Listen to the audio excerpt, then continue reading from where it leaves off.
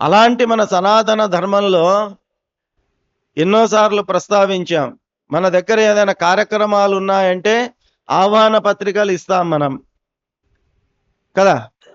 ఆహ్వాన పత్రికల్లో పేర్లు రాయాల్సి వస్తే మొదట ఏం ప్రింట్ చేసి ఉంటుంది అక్కడ? శ్రీమతి అండ్ శ్రీ అని ఉంటుంది కదా.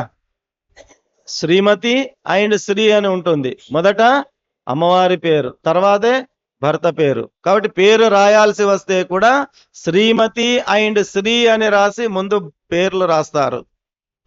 అదే ఇతర విదేశీ సంస్కృతి చూసినట్టయితే వేదిక మీద నిలబడి ఏం చెప్తారు?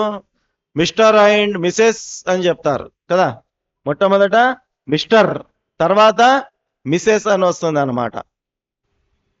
చాలా మంది చెప్తారు, స్వామి వాళ్ళు చూడండి ఎంత గొప్పగా పరిచయం చేసుకుంటారు. భార్యను పరిచయం చేయాలంటే మై బెటర్ హాఫ్ అని చెప్పి వాళ్ళు పరిచయం చేసుకుంటారు. మన దాంట్లో ఏమో మా ఆవిడ, ఈమె మా ఇంటి ఆమె అని చెప్తారు. ఇంటామి అని చెప్పడానికి మై బెటర్ హాఫ్ అని చెప్పడానికి ఎంత తేడా ఉంది చూడండి.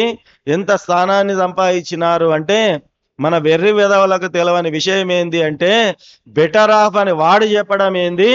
మన శివుడే సగం శరీరము అమ్మవారికిచ్చి అర్ధనారీశ్వర రూపాన్ని దాల్చి ఆమె వేరే కాదు నేను వేరే కాదు అని చెప్పి, ఈ బెటర్ ఆఫ్ అనేటటువంటిది వాడు కాదు చెప్పింది, పరమేశ్వరుడు చెప్పాడు. అర్ధనారీశ్వర రూపాన్ని దాల్చి అమ్మవారు స్వామివారు ఇద్దరు కూడా వేరు వేరు కాదు, ఇద్దరు కలిస్తేనే ఒకటి అనేటటువంటిది ఏదైతే ఉందో ఆ రకమైనటువంటి ఒక దిశానిర్దేశనాన్ని మనకు మన ధర్మము చేయడం జరిగింది.